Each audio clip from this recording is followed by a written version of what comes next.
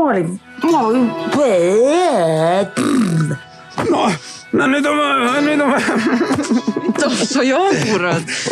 Ja kui peale tuleb naeruhoog, siis tuleb ikka uuesti ja uuesti otsast alustada. No pimeloom, kus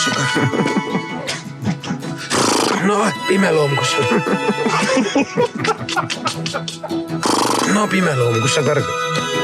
Kargan, kus ma kargan? Võib-olla kargan otse vallavõia.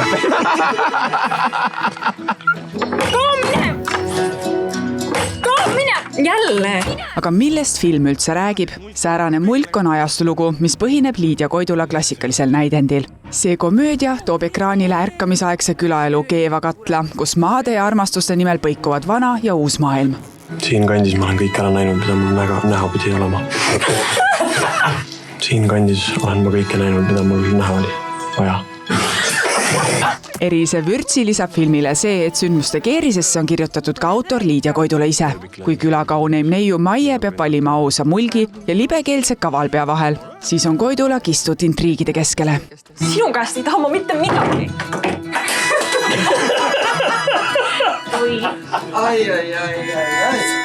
Võtteplatsile ei läinud aga sõnad sugugi mitte sassi ainult näitleja enda tõttu. Enne käisin upsakas nagu kukk.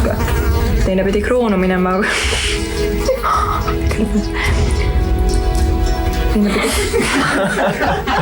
Iga korralikult tuleb reis. Kohe näha, kes haiseb. See minu vanameest laeb sealt igasugu imelik asju välja.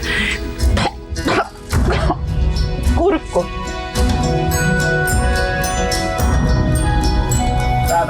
Kõnge, tšama. Tõmbab kohe. Ja läks.